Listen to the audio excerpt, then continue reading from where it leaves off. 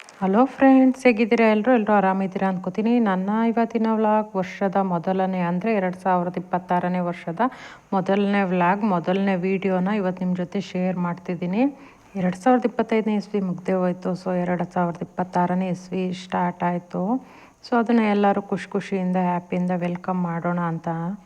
ಪ್ರತಿ ವರ್ಷದಂತೆ ಈ ವರ್ಷವೂ ನ್ಯೂ ಇಯರ್ ದಿನ ಹೊಸ ಬಟ್ಟೆ ಹಾಕ್ಕೋಬೇಕು ಅಂತಂದ್ಬಿಟ್ಟು ಎಲ್ರಿಗೂ ಆಸೆ ಇದ್ದೇ ಇರುತ್ತೆ. ಸೊ ನಾನು ಅಷ್ಟೇ ಪ್ರತಿ ಸಲ ನ್ಯೂ ಇಯರ್ ದಿನ ಹೊಸ ಡ್ರೆಸ್ ತೊಗೊಂಡಿದ್ದು ಹಾಕ್ಕೋತೀನಿ. ಇಲ್ಲ ಅಂತಂದರೆ ಸ್ಟಿಚ್ ಮಾಡ್ಕೊಳ್ಳೋದ್ರಿಂದ ಯಾವ್ದಾದ್ರು ಡ್ರೆಸ್ನ ಸ್ಟಿಚ್ ಮಾಡ್ಕೊಂಡು ಹಾಕ್ಕೊಳ್ಳೋಣ ಅಂದ್ಕೋತೀನಿ. ಸೊ ಹಾಗೇ ಒಂದು ಪೀಸ್ನ ತಂದು ಇಟ್ಕೊಂಡಿದ್ದೆ, ಕಟ್ ಪೀಸು. ತುಂಬಾ ಕಡಿಮೆ ಪ್ರೈಸಿಂದು ಪೀಸ್ ಇದು. ಲೈನಿಂಗ್ನೂ ಸಹಿತ ಆವಾಗಲೇ ತಂದು ಇಟ್ಕೊಂಡಿದ್ದೆ. ಬಟ್ ಸ್ಟಿಚ್ ಮಾಡಿಕೊಂಡು ನ್ಯೂ ಇಯರ್ ದಿನವೇ ಹಾಕ್ಕೋಬೇಕು ಅಂತ ತುಂಬ ಮನಸ್ಸಿತ್ತು. ಸೊ ಮೊದಲೇ ಸ್ಟಿಚ್ ಮಾಡ್ಕೊಂಬಿಟ್ರೆ ಅವತ್ತೇ ಹಾಕ್ಕೊಂಬಿಡ್ತೀವಿ. ಯಾವ್ದಾದ್ರು ಫಂಕ್ಷನ್ ಸಿಕ್ತು ಅಂದರೆ ಹಾಕ್ಕೊಂಬಿಡ್ತೀವಿ. ಸೊ ಸ್ಟಿಚ್ ಮಾಡ್ಕೊಳ್ಳೋದು ಬೇಡ, ನ್ಯೂ ಇಯರ್ ಹತ್ರಕ್ಕೆ ಬಂದಮೇಲೆ ಮಾಡ್ಕೊಂಡ್ರಾಯ್ತು ಅಂದ್ಬಿಟ್ಟು ಹಾಗೆ ಇಟ್ಟಿದ್ದೆ. ಸೊ 1 ವೀಕ್ ಇದೆ ಅನ್ನೋಂಗೆ ಡ್ರೆಸ್ನ ಸ್ಟಿಚ್ ಮಾಡಿಕೊಂಡೆ. ಸೊ ಡ್ರೆಸ್ಸು ಯಾವ ಕಲರು, ಯಾವ ರೀತಿ ಸ್ಟಿಚ್ ಮಾಡ್ಕೊಂಡಿದ್ದೀನಿ ಅನ್ನೋದನ್ನ ಇವತ್ತು ನಿಮ್ಮ ಜೊತೆ ಶೇರ್ ಮಾಡ್ತೀನಿ. ಸುಮಾರು 6-7 ವರ್ಷದಿಂದ ಫ್ರೆಂಡ್ ಜೊತೆನೇ ನ್ಯೂ ಇಯರ್ ಸೆಲೆಬ್ರೇಷನ್ ಮಾಡ್ಕೊಳ್ಳೋದು. ಸೊ ಫ್ರೆಂಡು ಮತ್ತು ಫ್ಯಾಮಿಲಿ ಮನೆಗೆ ಬರ್ತಾರೆ. So day full ಜೊತೇಲಿರ್ತೀವಿ.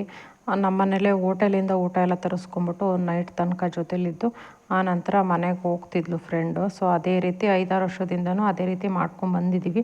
ಅದೇ ರೀತಿ ಇದೆ ಈ ವರ್ಷವೂ ನ್ಯೂ ಇಯರ್ನ ಸೆಲೆಬ್ರೇಷನ್ ಮಾಡಿದ್ವಿ. ಸೊ ಏನೇನು ಸೆಲೆಬ್ರೇಷನ್ ಮಾಡಿದ್ವಿ, ಏನೇನು ಅಡುಗೆಗಳನ್ನ ಮಾಡ್ಕೊಂಡಿದ್ದೆ ಅನ್ನೋದನ್ನು ಇವತ್ತು ನಿಮ್ಮ ಜೊತೆ ಶೇರ್ ಮಾಡ್ತೀನಿ. ಅದಕ್ಕಿಂತ ಮುಂಚೆ ಯಾರು ನನ್ನ ವ್ಲಾಗ್ನ ಫಸ್ಟ್ ಟೈಮ್ ನೋಡ್ತಿದ್ರೆ ವಿಡಿಯೋನ ಲೈಕ್ ಮಾಡಿ ಮತ್ತು ಸಬ್ಸ್ಕ್ರೈಬ್ ಮಾಡಿ ಅಂತ ಹೇಳ್ತಾ ನನ್ನ ಇವತ್ತಿನ ವ್ಲಾಗ್ನ ಶುರು ಮಾಡ್ತಾಯಿದ್ದೀನಿ. ಸೊ ವೆಲ್ಕಮ್ ಟು ಸ್ವೀಕೃತಿ. ಸಾಮಾನ್ಯವಾಗಿ ಬ್ಲೌಸ್ ಪೀಸು ಈ ಥರದ್ದು ಏನಾದ್ರು ತರಬೇಕು ಅಂದರೆ ಮ್ಯಾಚಿಂಗ್ ಎಲ್ಲ ಕಟ್ ಪೀಸ್ ಅಂಗಡಿಗೆ ಹೋಗ್ತೀನಿ. ಸೊ ಹೋದ ಸಲ ಒಂದು ಬ್ಲೌಸ್ ಪೀಸ್ ತರಬೇಕೆ ಅಂದ್ಬಿಟ್ಟು ಹೋದಾಗ ಈ ಪೀಸ್ನ ನೋಡ್ಕೊಂಬಂದಿದ್ದೆ. ಪರ್ಪಲ್ ಕಲರಿಂದು. ಕಲರಂತೂ ತುಂಬಾ ಇಷ್ಟ ಆಯಿತು. ಸೊ ನನಗೆ ಯಾವುದೇ ರೀತಿ ಪೀಸ್ ಸಿಕ್ಕಿದ್ರೆ ಅದು ವರ್ತ್ ಅನಿಸಿದ್ರೆ ಆವಾಗಲೇ ತೊಗೊಂಡ್ಬಿಡ್ತೀನಿ. ಯಾಕೆಂದರೆ ಸ್ಟಿಚಿಂಗ್ ಬರೋದ್ರಿಂದ ಈಸಿಯಾಗಿ ಸ್ಟಿಚ್ ಮಾಡ್ಕೋಬೋದು ಯಾವಾಗ ಬೇಕಾದರೂ ಅಂತ ಅಂದ್ಬಿಟ್ಟು. ಸೊ ಬಟ್ಟೆ ಸ್ವಲ್ಪ ತೆಳು ಇದ್ದಿದ್ದರಿಂದ ನಾನು ಕಾಟನ್ ಲೈನಿಂಗ್ ತಗೊಂಡಿಲ್ಲ, ಸಿಂಥೆಟಿಕ್ ಲೈನಿಂಗ್ನ ತಗೊಂಡೆ. ಯಾಕೆಂದರೆ ಬಟ್ಟೆ ತೆಳು ಇದ್ದಾಗ ಕಾಟನ್ ಲೈನಿಂಗ್ ಹಾಕ್ಬಿಟ್ರೆ ಟ್ರಾನ್ಸ್ಪರೆಂಟಾಗಿ ಕಾಣಿಸುತ್ತೆ. ಸೊ ಹಾಗಾಗಿ ತೆಳು ಬಟ್ಟೆ ಇದ್ದವು, ನೆಟ್ ಈ ಥರದ್ದು ಏನಾದರೂ ಇತ್ತು ಅಂದರೆ ನಾನು ಸಿಂಥೆಟಿಕ್ ಲೈನಿಂಗ್ನೇ ತಗೋತೀನಿ. ಸೊ 2 ಮೀಟ್ರ್ ಲೈನಿಂಗ್ ಆದರೆ ಸಾಕು. ಶಾರ್ಟ್ ಡ್ರೆಸ್ಗಳೇನಾದರೂ ಆಯಿತು ಅಂದರೆ 1.5 ಮೀಟರ್ ಆದ್ರೂ ಸಾಕು ಲೈನಿಂಗು. ಸೊ ಈ ರೀತಿ ಮಾರ್ಕ್ನ ಮಾಡಿಕೊಂಡೆ. ಪರ್ಪಲ್ ಕಲರ್ ಆಗಿರೋದ್ರಿಂದ ಮಾರ್ಕಿಂಗ್ ಚಾಕು ಬ್ಲೂ ಆಗಿರೋದ್ರಿಂದ ಅಷ್ಟು ನೀಟಾಗಿ ಮಾರ್ಕ್ ಬಂದಿಲ್ಲ. ಮೊದಲಿಗೆ ಸಿಂಥೆಟಿಕ್ ಬಟ್ಟೆ ಆಗಿರೋದ್ರಿಂದ ನೀಟಾಗಿ ಪಿನ್ ಮಾಡಿಕೊಂಡೆ. ಕಾಟನ್ ಲೈನಿಂಗ್ ಆದರೆ ನೀಟಾಗಿ ಕೂರುತ್ತೆ, ಬಟ್ ಸಿಂಥೆಟಿಕ್ ತುಂಬ ಜಾರಾಡುತ್ತೆ. ಹಾಗಾಗಿ ಪಿನ್ನೆಲ್ಲ ಹಾಕ್ಕೊಂಡು ಡಬಲ್ ಫೋಲ್ಡಿಂಗಲ್ಲಿ ಹಾಕ್ಕೊಂಡು ಉದ್ದ ಎಷ್ಟು ಬೇಕೋ ಅಷ್ಟು ಲೈನಿಂಗನ್ನು ಹಾಕ್ಕೊಂಡೆ. ಅದೇ ರೀತಿ ಬಾಡಿ ಮೆಷರ್ಮೆಂಟಿಗೆ ಮಾರ್ಕ್ ಮಾಡಿಕೊಂಡು ಲೈನಿಂಗ್ನ ಫಸ್ಟ್ ಕಟ್ ಮಾಡಿ ಆನಂತರ ಒರಿಜಿನಲ್ ಕ್ಲಾತ್ನ ಹಾಕಿ ಲೈನಿಂಗ್ ಹಾಕ್ಬಿಟ್ಟು ಕಟ್ ಮಾಡಿಕೊಂಡೆ. ಸೊ ಬಟ್ಟೆ ತುಂಬ ಇದ್ದಿದ್ದರಿಂದ ಫುಲ್ ಸ್ಲೀವ್ ಸ್ಟಿಚ್ ಮಾಡ್ಕೊಳ್ಳೋಣ ಅಂದ್ಕೊಂಡೆ. ಫುಲ್ ಸ್ಲೀವ್ಸ್ ಡ್ರೆಸ್ಗಳು ಯಾವುದೂ ಇರಲಿಲ್ಲ. ಸೊ ಹಾಗಾಗಿ ಫುಲ್ ಸ್ಲೀವ್ ಸ್ಟಿಚ್ ಮಾಡಿಕೊಂಡ್ರೆ ಡ್ರೆಸ್ ಅಂತೂ ತುಂಬಾ ಚೆನ್ನಾಗಿಯೇ ಬಂತು. ಕಲ್ಲರು ಅಷ್ಟೇ ತುಂಬಾ ಚೆನ್ನಾಗಿದೆ. ಸೊ ಡ್ರೆಸ್ ಎಲ್ಲ ಸ್ಟಿಚ್ ಮಾಡಿಕೊಂಡು ನ್ಯೂ ಇಯರ್ ದಿನ ಈ ರೀತಿ ರಂಗೋಲಿನ ಹಾಕ್ಕೊಂಡಿದ್ದೆ. ಸೊ ಕೇಕನ್ನು ಸಹಿತ ತರಿಸಿದ್ವಿ. ಪ್ರತಿ ಸಲನೂ ಕೇಕ್ನ ತರಿಸ್ಬಿಟ್ಟು ಕಟ್ ಮಾಡ್ತೀವಿ.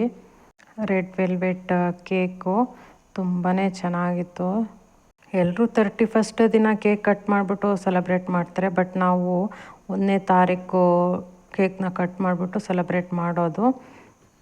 ಸೊ ಸಂಜೆ 7 ಗಂಟೆ ಅಷ್ಟರಲ್ಲಿ ಮನೆಗೆ ದೇವ್ರದ್ದು ಪೂಜೆ ಎಲ್ಲ ಮುಗಿಸ್ಕೊಂಡು ಕೇಕ್ನ ಕಟ್ ಮಾಡಿದ್ವಿ ನಾನು ಮತ್ತು ನನ್ನ ಫ್ರೆಂಡು. ಸೊ ಒಂದೇ ಸಲ ಊಟಕ್ಕೆಲ್ಲ ರೆಡಿ ಮಾಡಿದ್ರೆ ಮತ್ತು ಊಟ ಎಲ್ಲ ಮಾಡೋಕ್ಕಾಗಲ್ಲ ಅಂತಂದ್ಬಿಟ್ಟು ಕೇಕ್ ಜೊತೆಗೆ ಗೋಬಿನ ತರಿಸಿದ್ವಿ. ಸೊ ಕೇಕು ಮತ್ತು ಗೋಬಿನ ತಿಂದ್ಕೊಂಡು ಸ್ವಲ್ಪ ಸ್ನ್ಯಾಕ್ಸ್ ಥರ ಆಗುತ್ತೆ. ಆನಂತರ ಊಟಕ್ಕೆ ನಿಧಾನಕ್ಕೆ ಮಾಡ್ಕೊಂಡ್ರಾಯ್ತು ಅಂತ ಅಂದ್ಬಿಟ್ಟು ಪ್ರತಿ ಸಲ ಹೋಟೆಲಿಂದ ಊಟ ತರಿಸ್ತಿದ್ವಿ. ಬಟ್ ಇವತ್ತು ಈ ಸಲ ಮನೇಲೇ ಏನಾದರೂ ಮಾಡ್ಕೊಳ್ಳೋಣ ಅಂತಂದ್ಬಿಟ್ಟು ಸೊ ಈರುಳ್ಳಿ ಸಮೋಸ ಹಾಗೆಯೇ ಕ್ಯಾಪ್ಸಿಕಮ್ ರೈಸು, ಪರೋಟ ಮಾತ್ರ ತರಿಸಿದ್ವಿ, ಗೋಧಿ ಹಿಟ್ಟಿಂದು ಪರೋಟ. ನಾವು 4 ಜನ ಆಗಿರೋದ್ರಿಂದ 2 ಪ್ಯಾಕ್ ಪರೋಟಾನ ತರಿಸಿದ್ವಿ. ಅದಕ್ಕೆ ಕಡಲೆಕಾಳನ್ನ ನೆನೆಸ್ಬಿಟ್ಟು ಮಸಾಲ ಗ್ರೇವಿನ ಮಾಡ್ಕೊಂಡ್ವಿ. ನಾನಿಲ್ಲಿ ಈರುಳ್ಳಿ ಸಮೋಸನ ಮಾಡೋದಕ್ಕೆ ಅಂದ್ಬಿಟ್ಟು ಮೈದಾ ಹಿಟ್ಟನ್ನ ಕಲಿಸ್ಕೊತಾ ಇದ್ದೀನಿ. ತುಂಬ ಹೆವಿಯಾಗಿ ಮಾಡಿಕೊಂಡು ಮಾಡೋದಕ್ಕೂ ರಿಸ್ಕ್ ಆಗುತ್ತೆ. ಸೊ ಜಾಸ್ತಿನೂ ಮಾಡ್ಕೊಳ್ಳೋದು ಬೇಡ.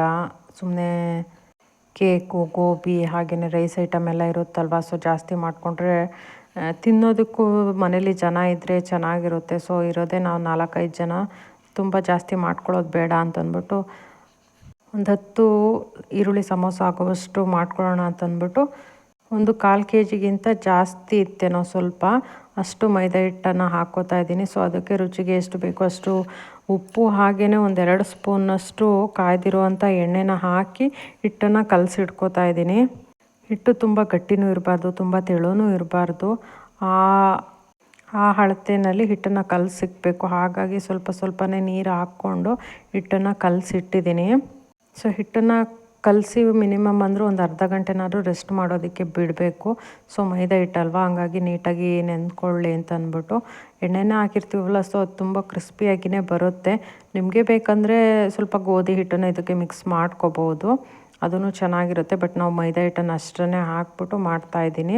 ಸೊ ನನ್ನ ಅಳತೆ ಹಂಗೆ ಒಂದು 10-12 ಸಮೋಸ ಆದರೆ ಸಾಕು ಅಂತ ಅಂದ್ಬಿಟ್ಟು ಅಷ್ಟು ಹಿಟ್ಟನ್ನು ಕಲಸಿಟ್ಬಿಟ್ಟು ಒಂದು ಅರ್ಧ ಗಂಟೆ ರೆಸ್ಟ್ ಮಾಡೋದಕ್ಕೆ ಬಿಟ್ಟು ಆ ನಂತರ ಕೇಕ್ ಕಟಿಂಗು ಮತ್ತು ಗೋಬಿ ಎಲ್ಲ ತಿಂದು ಮುಗಿಸ್ಕೊಂಡು ಈಗ ಸಮೋಸನ ಮಾಡೋದಕ್ಕೆ ರೆಡಿ ಮಾಡ್ಕೋತಾ ಇದ್ದೀವಿ. ಮೊದಲಿಗೆ ಸ್ವಲ್ಪ ದಪ್ಪನಾಗಿಯೇ ಈ ರೀತಿ ಉಂಡೆನ ಮಾಡಿಕೊಂಡು ಚಪಾತಿ ಥರನೇ ಹರ್ಕೋಬೇಕು, ತುಂಬ ತೆಳುವಾಗಿಯೇ ಹರ್ಕೋಬೇಕು.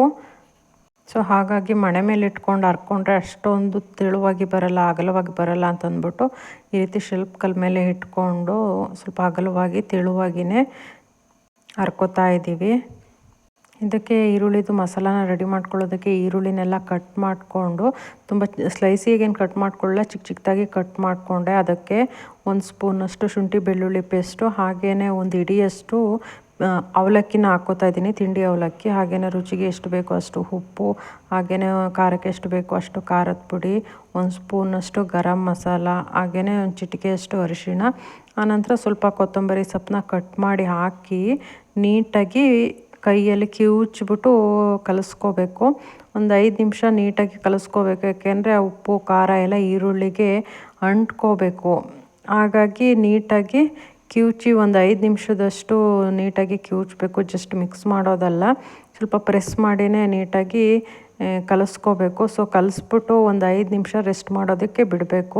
ಸೊ ಅದರ ನೀರಿನ ಅಂಶ ಎಲ್ಲ ಬಿಟ್ಕೊಂಡು ಖಾರ ಎಲ್ಲ ನೀಟಾಗಿ ಈರುಳ್ಳಿಗೆ ಅಂಟ್ಕೊಳ್ಳುತ್ತೆ. ಹಾಗೆಯೇ ಅವಲಕ್ಕಿ ಹಾಕಿರೋದ್ರಿಂದ ತುಂಬ ನೀರು ಬಿಟ್ಕೊಳಲ್ಲ, ಅವಲಕ್ಕಿ ನೀರನ್ನೆಲ್ಲ ಅಬ್ಸರ್ವ್ ಮಾಡುತ್ತೆ. ಮತ್ತು ಸಮೋಸ ಕ್ರಿಸ್ಪಿಯಾಗಿ ಬರೋದಕ್ಕೆ ಅವಲಕ್ಕಿ ತುಂಬಾ ಹೆಲ್ಪ್ ಮಾಡುತ್ತೆ. ಸೊ ಹಾಗಾಗಿ 1 ಹಿಡಿಯಷ್ಟು ಅವಲಕ್ಕಿನ ಹಾಕ್ಬಿಟ್ಟು ಕಲಸಿದ್ದೀನಿ. ಅಷ್ಟರಲ್ಲಿ ಫ್ರೆಂಡು ಎಲ್ಲದನ್ನು ಹರಿದು ಇಟ್ಟಿದ್ಲು ಮೈದಾ ಹಿಟ್ಟಿಂದು. ಸೊ ಸ್ವಲ್ಪ ಮೈದಾ ಹಿಟ್ಟನ್ನು ಪ್ಯಾಕಿಂಗಿಗೆ ಬೇಕು ಅಂದ್ಬಿಟ್ಟು 1 ಸ್ಪೂನಷ್ಟು ಮೈದಾ ಹಿಟ್ಟನ್ನು ನೀರು ಹಾಕಿ ಕಲಸಿಟ್ಕೊಂಡಿದ್ದೀನಿ. ಸೊ ತುಂಬ ಅಗಲವಾಗಿ ಬಂದಿತ್ತಲ್ವ ಸಮೋಸ, ಅದು ಈ ರೀತಿ ಮಧ್ಯಕ್ಕೆ ಕಟ್ ಮಾಡಿಕೊಂಡು 2 ಭಾಗ ಮಾಡಿಕೊಂಡು ಅಷ್ಟರಲ್ಲಿ ಒಂದು 5 ನಿಮಿಷಕ್ಕೆ ಉಪ್ಪು ಖಾರ ಎಲ್ಲ ಅಂಟ್ಕೊಂಡಿರುತ್ತಲ್ವ ಈರುಳ್ಳಿಗೆ. ಸೊ ಅದ್ರ ಮಿಶ್ರಣನ ಹಾಕ್ಬಿಟ್ಟು ನಮಗೆ ಯಾವ ಶೇಪ್ ಬೇಕೋ ಆ ಶೇಪ್ನಲ್ಲಿ ಸಮೋಸನ ಎಣ್ಣೆಯಲ್ಲಿ ಫ್ರೈ ಮಾಡ್ಕೋಬೇಕು. ನಮಗೆ ತುಂಬ ದೊಡ್ಡದಾಗಿ ಬೇಕು ಅಂತಂದರೆ ಸ್ವಲ್ಪ ದೊಡ್ಡದಾಗಿಯೇ ಎಳೆನ ಹಾಕ್ಕೊಂಡು ಸಮೋಸ ಶೇಪಲ್ಲಿ ಪ್ಯಾಕಿಂಗ್ ಮಾಡ್ಕೋಬೇಕು. ಇಲ್ಲ ಚಿಕ್ಕದಾಗಿ ಬೇಕು ಅಂದರೆ ಚಿಕ್ಕದಾಗಿಯೇ ಮಾಡ್ಕೋಬೋದು. ಸೊ ನಾವಿಲ್ಲಿ ಸ್ವಲ್ಪ ದೊಡ್ಡದಾಗಿಯೇ ಇರಲಿ ಅಂತ ಅಂದ್ಬಿಟ್ಟು ಮಾಡ್ಕೋತಾ ಇದ್ದೀನಿ. ಸ್ಟ್ರೀಟ್ ಸೈಡಲ್ಲೆಲ್ಲ ಮಾಡ್ತಿರ್ತಾರಲ್ಲ ಈರುಳ್ಳಿ ಸಮೋಸ ಸ್ವಲ್ಪ ದೊಡ್ಡದಾಗಿಯೇ, ಸೊ ಅಷ್ಟು ದೊಡ್ಡದಾಗಿರಲಿ ಅಂತ ಅಂದ್ಬಿಟ್ಟು ಮಾಡ್ಕೊಂಡ್ವಿ.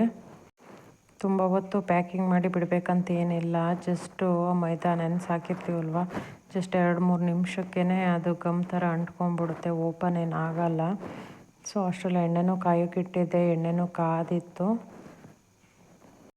ಸೊ ಎಣ್ಣೆ ನಮಗೆ ಯಾವ ರೀತಿ ಶೇಪ್ ಬೇಕೋ ಆ ರೀತಿ ಶೇಪ್ನಲ್ಲಿ ಸಮೋಸನ ಮಾಡ್ಕೊಂಡ್ವಿ. ತುಂಬಾ ಟೇಸ್ಟಿಯಾಗಿ ಬಂದಿತ್ತು. ಕೆಲವರು ಮೈದಾ ಹಿಟ್ಟಿಂದು ಈ ರೀತಿ ಹಾಳೆ ಹರ್ಕೊಂಡಿರ್ತಾರಲ್ಲ, ಇದನ್ನು ಹಾಫ್ ಬಾಯ್ಲ್ ಮಾಡಿಬಿಟ್ಟು ಆನಂತರ ಫ್ರೈ ಮಾಡ್ಕೋತಾರೆ. ನಾವು ಆ ರೀತಿ ಹಾಫ್ ಬಾಯ್ಲ್ ಏನು ಮಾಡಲಿಲ್ಲ, ಡೈರೆಕ್ಟಾಗಿ ಅರೆದ್ಬಿಟ್ಟು 1-2-3 ನಿಮಿಷ ಬಿಟ್ಟಿದ್ವಲ್ವ, ಸೊ ಸ್ವಲ್ಪ ಹಾರ್ಕೊಂಡಂಗೆ ಆಗಿದ್ದು. ಸೊ ಅದಕ್ಕೇ ಕಟ್ ಮಾಡಿಬಿಟ್ಟು ಶೇಪ್ನ ಈ ರೀತಿ ಮಾಡಿಕೊಂಡು ಎಣ್ಣೆಯಲ್ಲಿ ಫ್ರೈ ಮಾಡ್ತಾಯಿದ್ದೀನಿ. ಆ ರೀತಿ ಹಾಫ್ ಬಾಯ್ಲ್ ಮಾಡಿಕೊಂಡು ಮಾಡೋದಿರಿ ತುಂಬ ಚಿಕ್ಕದಾಗಿ ಕಟ್ ಮಾಡಿಕೊಂಡು ಬೇಕಾದರೆ ಮಾಡ್ಕೋಬಹುದು. ಸೊ ನಾವಿಲ್ಲಿ ನಮ್ಮ ಮನೇಲಿ ಯಾವುದು ಚಿಕ್ಕ ಮಕ್ಕಳಿಲ್ಲ, ಸೊ ಚಿಕ್ಕ ಚಿಕ್ಕದಾಗೆಲ್ಲ ಮಾಡಿಕೊಡೋದಕ್ಕೆ ಸೊ ನಾವೇ ಆಗಿರೋದ್ರಿಂದ ಸ್ವಲ್ಪ ದೊಡ್ಡದಾಗಿಯೇ ಸಮೋಸನ ಮಾಡ್ಕೊಂಡ್ವಿ.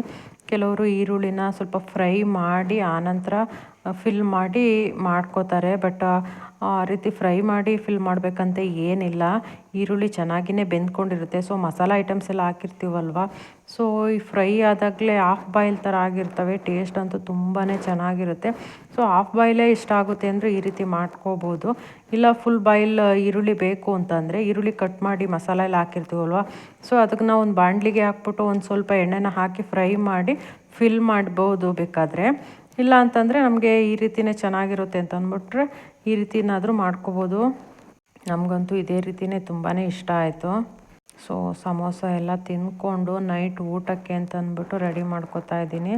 ಸೊ ಕ್ಯಾಪ್ಸಿಕಮ್ ರೈಸ್ನ ಮಾಡ್ಕೊಳ್ಳೋಣ ಅಂತಂದ್ಬಿಟ್ಟು ಈರುಳ್ಳಿನ ಸ್ವಲ್ಪ ದಪ್ಪನಾಗಿ ಈ ರೀತಿ ಕಟ್ ಮಾಡಿ ತೆಗೆದಿಟ್ಕೊಂಡಿದ್ದೀನಿ. ಹಾಗೆಯೇ ಕ್ಯಾಪ್ಸಿಕಮ್ನು ಸ್ವಲ್ಪ ದಪ್ಪನಾಗಿಯೇ ಕಟ್ ಮಾಡಿ ಇಟ್ಕೊಂಡಿದ್ದೀನಿ. ಸೊ ನಾವು 4-5 ಜನ ಇದ್ದಿದ್ದರಿಂದ 2 ಕ್ಯಾಪ್ಸಿಕಮ್ನ ಕಟ್ ಮಾಡಿ ಮಾಡ್ಕೋತಾ ಇದ್ದೀನಿ. ಗೊಜ್ಜು ಸ್ವಲ್ಪ ಜಾಸ್ತಿನೇ ಆಯಿತು. ಇಷ್ಟೊಂದು ಗೊಜ್ಜು ಮಾಡ್ಕೊಳ್ಳೋ ಅವಶ್ಯಕತೆ ಇರಲಿಲ್ಲ ಒಂದು 4-5 ಜನಕ್ಕೆ. ಸೊ ಒಂದೇ ಕ್ಯಾಪ್ಸಿಕಮ್ ಕಟ್ ಮಾಡ್ಕೊಂಡಿದ್ರು ಸಾಕಾಗಿತ್ತು ಅನಿಸುತ್ತೆ. ಸೊ 2 ಕ್ಯಾಪ್ಸಿಕಮ್ ಹಾಕಿರೋದ್ರಿಂದ ಒಂದು 5-6 ಜನಕ್ಕೆ ಆಗೋವಷ್ಟು ಕ್ಯಾಪ್ಸಿಕಮ್ ರೈಸ್ ಮಾಡ್ಕೋಬಹುದು. ಸೊ ಸಮೋಸ ತರಿಸಿದ್ವಿ, ಕಡಲೆಕಾಳು ಕರಿನೂ ಮಾಡ್ತಿದ್ವಿ.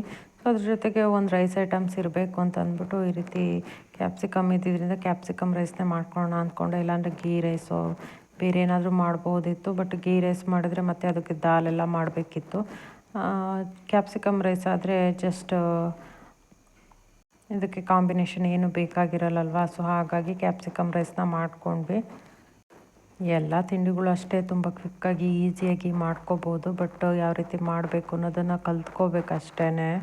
ಸೊ ಕ್ಯಾಪ್ಸಿಕಮ್ಮು ಮತ್ತು ಈರುಳ್ಳಿ ಎಲ್ಲ ಕಟ್ಟಾದಮೇಲೆ ಮೊದಲಿಗೆ ಇಲ್ಲಿ ಒಗ್ಗರಣೆನ ಮಾಡ್ಕೊಳ್ಳೋದಕ್ಕೆ ಒಂದು ಚಿಕ್ಕ ಬೌಲಲ್ಲಿ ಒಂದು ಬೌಲ್ನಷ್ಟು ಕಡಲೆ ಬೀಜನ ಹುರ್ಕೊಂಡು ಅದು ಸ್ವಲ್ಪ ತಣ್ಣಗಾದಮೇಲೆ ಅದನ್ನು ಕುಟ್ಟಿ ಪುಡಿ ಮಾಡಿ ಇಟ್ಕೋತಾ ಇದ್ದೀನಿ. ಸೊ ಕ್ಯಾಪ್ಸಿಕಮ್ ರೈಸ್ಗೆ ಈ ರೀತಿ ಕಡಲೆ ಬೀಜನ ಕುಟ್ಟಿ ಹಾಕ್ಕೊಳ್ಳೋದ್ರಿಂದ ತುಂಬಾ ಟೇಸ್ಟು ಚೆನ್ನಾಗಿ ಬರುತ್ತೆ. ಸೊ ಹಾಗಾಗಿ ಕಡಲೆ ಬೀಜನ ಸ್ವಲ್ಪ ಕುಟ್ಟಿ ಇಟ್ಕೊಳ್ಳೋಣ ಅಂತಂದ್ಬಿಟ್ಟು ಕುಟ್ಕೋತಾ ಇದ್ದೀನಿ. ಸೊ ಇದನ್ನು ಸ್ವಲ್ಪ ಕುಟ್ಟಿ ಆದಮೇಲೆ ಒಗ್ಗರಣೆಗೆ ಇಟ್ಕೋತಾ ಇದ್ದೀನಿ. ಮೊದಲಿಗೆ ಬಾಣಲಿಗೆ ಸ್ವಲ್ಪ ಎಣ್ಣೆನ ಹಾಕ್ಬಿಟ್ಟು ಒಂದು ಸ್ಪೂನಷ್ಟು ಜೀರಿಗೆನ ಹಾಕ್ಕೋತಾ ಇದ್ದೀನಿ. ಜೀರಿಗೆ ಸ್ವಲ್ಪ ಫ್ರೈ ಆದಮೇಲೆ ಈ ರೀತಿ ದೊಡ್ಡದಾಗಿ ಕಟ್ ಮಾಡಿ ಇಟ್ಕೊಂಡಿರೋಂಥ ಈರುಳ್ಳಿನ ಹಾಕಿ ಫ್ರೈ ಮಾಡ್ಕೋತಾ ಇದ್ದೀನಿ. ಈರುಳ್ಳಿನ ಹಾಕಿ ತುಂಬ ಹೊತ್ತು ಫ್ರೈ ಮಾಡಬೇಕಂತ ಏನಿಲ್ಲ. ಜಸ್ಟ್ ಎಣ್ಣೆ ಜೊತೆಗೆ ಮಿಕ್ಸ್ ಮಾಡಿ ಒಂದು 2-3 ನಿಮಿಷ ಆದಮೇಲೆ ಕಟ್ ಮಾಡಿಟ್ಟಿರುವಂಥ ಕ್ಯಾಪ್ಸಿಕಮ್ನು ಹಾಕ್ಕೋಬೇಕು. ಯಾಕೆಂದರೆ ಕ್ಯಾಪ್ಸಿಕಮ್ಮು ಈರುಳ್ಳಿ ಜೊತೆನೇ ಬೇಯ್ಕೋಬೇಕು. ಸೊ ಹಾಗಾಗಿ ಕ್ಯಾಪ್ಸಿಕಮ್ನು ಹಾಕ್ಕೋತಾ ಇದ್ದೀನಿ. ಸೊ ಕ್ಯಾಪ್ಸಿಕಮ್ನು ಹಾಕ್ಬಿಟ್ಟು ನೀಟಾಗಿ ಮಿಕ್ಸ್ ಮಾಡಿ ಪ್ಲೇಟ್ನ ಮುಚ್ಚಿ ಒಂದು 2-3 ನಿಮಿಷ ಬೇಯಿಸ್ಕೊಂಡ್ರೆ ಸಾಕು. ನೀಟಾಗಿ ಬೆಂದ್ಕೊಂಡಿರುತ್ತೆ, ತುಂಬ ಹೊತ್ತು ಬೇಯಿಸ್ಬೇಕಂತ ಏನಿಲ್ಲ. ಸೊ ಇದು ಎಲ್ಲ ಬೆಂದ್ಕೊಂಡ್ಮೇಲೆ ಒಂದು ಸ್ಪೂನಷ್ಟು ಶುಂಠಿ ಬೆಳ್ಳುಳ್ಳಿ ಪೇಸ್ಟ್ನ ಹಾಕ್ಕೋತಾ ಇದ್ದೀನಿ. ಕ್ಯಾಪ್ಸಿಕಮ್ಮು ತುಂಬ ಫ್ರೈ ಆಗೋದಕ್ಕೆ ಬಿಡಬಾರ್ದು, ಸ್ವಲ್ಪ ಕ್ರಿಸ್ಪಿ ಆಗಿದ್ರೇ ಚೆನ್ನಾಗಿರುತ್ತೆ. ಆ ಹೀಟ್ಗೇ ಕ್ಯಾಪ್ಸಿಕಮ್ಮು ಬೇಗನೆ ಬೆಂದ್ಕೊಳ್ಳುತ್ತೆ. ಸೊ ಹಾಗಾಗಿ ಸ್ವಲ್ಪ ಕ್ರಿಸ್ಪಿಯಾಗಿರೋದು ಇದ್ದಾಗಲೇ ಅದಕ್ಕೆ ಒಂದೂವರೆ ಸ್ಪೂನಷ್ಟು ಶುಂಠಿ ಬೆಳ್ಳುಳ್ಳಿ ಪೇಸ್ಟ್ನ ಹಾಕ್ಕೋತಾ ಇದ್ದೀನಿ.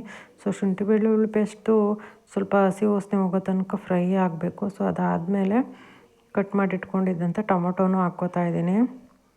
ಸೊ ಟೊಮೊಟೊನೂ ಹಾಕಿ ಸ್ವಲ್ಪ ಹೊತ್ತು ಫ್ರೈ ಆದಮೇಲೆ ಒಂದು ಸ್ಪೂನಷ್ಟು ಗರಂ ಮಸಾಲ, ಹಾಗೆಯೇ ರುಚಿಗೆ ಎಷ್ಟು ಬೇಕೋ ಅಷ್ಟು ಉಪ್ಪು, ಆನಂತರ ಒಂದು ಚಿಟಿಕೆಯಷ್ಟು ಅರಿಶಿನ ಪುಡಿ.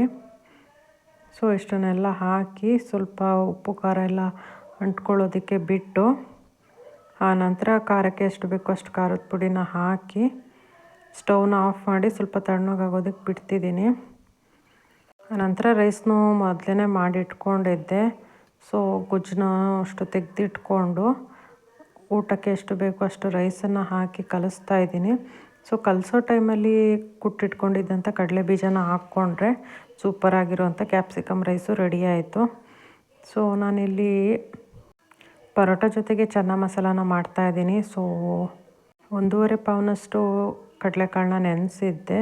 ಸೊ ನೆನೆಸಿರೋಂಥ ಕಡಲೆಕಾಳನ್ನ ಬೇಯೋದಕ್ಕಿಟ್ಟು ಸೊ ಅದು ವಿಷಲ್ಲೆಲ್ಲ ಆದಮೇಲೆ ಇದಕ್ಕೆ ಮಸಾಲ ಪೌಡರ್ನ ಮಾಡ್ಕೋತಾ ಇದ್ದೀನಿ. ಇದಕ್ಕೆ ಒಂದು 2-3 ಪೀಸ್ನಷ್ಟು ಚಕ್ಕೆ, ಮೊಗ್ಗು, 1-2 ಸ್ಪೂನಷ್ಟು ಜೀರಿಗೆ, ಹಾಗೆಯೇ ಲವಂಗ, ಒಂದೆರಡು ಏಲಕ್ಕಿ ಅಂತ ಇಷ್ಟನ್ನೆಲ್ಲ ಹಾಕ್ಬಿಟ್ಟು ಮಸಾಲ ಪೌಡರ್ನ ಮಾಡ್ಕೋಬೇಕು. ಅದ್ರ ಜೊತೆಗೆ ಒಂದು ಸೀಕ್ರೆಟ್ ಇಂಗ್ರೀಡಿಯೆಂಟ್ಸ್ ಅಂದರೆ ಒಂದು ಸ್ಪೂನಷ್ಟು ಟೀ ಪೌಡರು, ಹಾಗೆಯೇ ಒಂದು ಚಿಟಿಕೆಯಷ್ಟು ಅರಿಶಿನ ಹಾಕಿ, ಹಾಗೆಯೇ ಖಾರಕ್ಕೆ ಎಷ್ಟು ಬೇಕೋ ಅಷ್ಟು ಖಾರದ ಪುಡಿನೂ ಹಾಕಿ, ಹಾಗೆಯೇ ಒಂದು ಸ್ಪೂನಷ್ಟು ಸಾಂಬಾರು ಪೌಡರು, ಹಾಗೆಯೇ ಒಂದು ಚಿಕ್ಕ ಸ್ಪೂನಲ್ಲಿ ಒಂದು ಸ್ಪೂನಷ್ಟು ಮೆಂತ್ಯ. ಇಷ್ಟನ್ನೆಲ್ಲ ಹಾಕಿ ಮಿಕ್ಸಿ ಮಾಡಿಕೊಂಡು ಮಸಾಲ ಪೌಡರ್ ರೆಡಿ ಆಯಿತು. ಆನಂತರ ಸ್ವಲ್ಪ ಈರುಳ್ಳಿನ ಒಂದು 2-3 ಅಷ್ಟು ಈರುಳ್ಳಿನ ಮಿಕ್ಸಿ ಮಾಡಿ ಇಟ್ಕೊತಿದ್ದೀನಿ. ಹಾಗೆಯೇ ಒಂದೆರಡು ಟೊಮೊಟೊನೂ ಅಷ್ಟೇ ಮಿಕ್ಸಿ ಮಾಡಿ ಇಟ್ಕೋಬೇಕು. ಆನಂತರ ಒಗ್ಗರಣೆಗೆ ಒಂದು ಕುಕ್ಕರ್ಗೆ ಸ್ವಲ್ಪ ಎಣ್ಣೆನ ಹಾಕಿ, ಎಣ್ಣೆ ಫ್ರೈ ಆದಮೇಲೆ ಒಂದು ಸ್ಪೂನಷ್ಟು ಜೀರಿಗೆ, ಹಾಗೆಯೇ 1-2 ಸ್ಪೂನಷ್ಟು ಶುಂಠಿ ಬೆಳ್ಳುಳ್ಳಿ ಪೇಸ್ಟ್, ಅದು ಸ್ವಲ್ಪ ಫ್ರೈ ಆದಮೇಲೆ ಮಿಕ್ಸಿ ಮಾಡಿಟ್ಕೊಂಡಿದ್ದಂಥ ಈರುಳ್ಳಿ. ಅದು ಹಸಿ ಈರುಳ್ಳಿದು ಹಸಿ ವಾಸನೆ ಹೋಗೋ ತನಕ ಫ್ರೈ ಮಾಡ್ಕೋಬೇಕು ಒಂದು 5-10 ನಿಮಿಷ. ಅದು ಫ್ರೈ ಆದಮೇಲೆ ಪೌಡರ್ ಮಾಡಿಟ್ಕೊಂಡಿದ್ದಂಥ ಮಸಾಲಾನು ಹಾಕ್ಕೋತಾ ಇದ್ದೀನಿ. ಇದನ್ನು ಅಷ್ಟೇ ಒಂದು 10 ನಿಮಿಷದಷ್ಟು ಫ್ರೈ ಮಾಡ್ಕೋಬೇಕು. ಅದರಲ್ಲಿ ಎಣ್ಣೆ ಬಿಟ್ಕೊಳ್ಳೋ ತನಕ ಫ್ರೈ ಮಾಡ್ಕೋಬೇಕು. ಇದೆಲ್ಲ ಫ್ರೈ ಆದಮೇಲೆ ಮಿಕ್ಸಿ ಮಾಡಿಟ್ಕೊಂಡಿದ್ದಂಥ ಟೊಮೊಟೊ ಕ್ಯೂರಿನೂ ಹಾಕ್ಕೋತಾ ಇದ್ದೀನಿ. ನಾನಿಲ್ಲಿ 3 ಟೊಮೊಟೊನ ಹಾಕ್ಕೊಂಡಿದ್ದೀನಿ. ಟೊಮೊಟೊ ಕ್ಯೂರಿನ ಹಾಕಿ ಚೆನ್ನಾಗಿ ಅದು ಕುದ್ಮೇಲೆ ಕಡಲೆ ಕಾಳನ್ನ ಸ್ವಲ್ಪ ಸ್ಮ್ಯಾಶ್ ಮಾಡಿ ಹಾಕ್ತಾಯಿದ್ದೀನಿ. ಸ್ಮ್ಯಾಶ್ ಮಾಡಿ ಹಾಕೋದ್ರಿಂದ ರುಚಿ ಚೆನ್ನಾಗಿ ಬಿಟ್ಕೊಳ್ಳುತ್ತೆ ಅಂದ್ಬಿಟ್ಟು.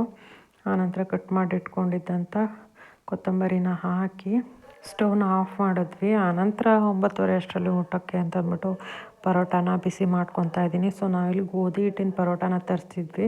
2 ಪ್ಯಾಕ್ ತರಿಸಿದ್ವಿ. 1 ಪ್ಯಾಕಲ್ಲಿ 5 ಇರುತ್ತೆ. ಹಂಚಿಗೆ ಸ್ವಲ್ಪ ಎಣ್ಣೆನ ಹಾಕ್ಬಿಟ್ಟು ಪರೋಟನ ಬೇಯಿಸ್ಕೊಂಡ್ವಿ. ಹೀಗಿತ್ತು ನಮ್ಮ ನ್ಯೂ ಇಯರ್ ಪಾರ್ಟಿ. ಮನೆಯಲ್ಲೇ ತಿಂಡಿ ಅಡುಗೆಗಳ್ನೆಲ್ಲ ರೆಡಿ ಮಾಡ್ಕೊಂಡೋದ್ರಿಂದ ತುಂಬ ಹೆವಿ ಅಂತ ಅನ್ನಿಸ್ಲಿಲ್ಲ.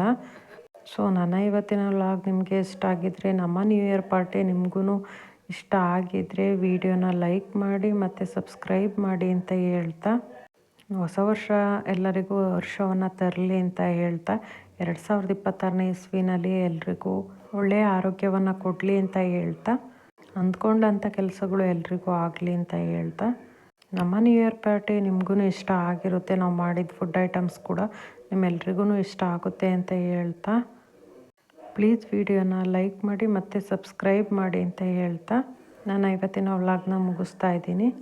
Thank you.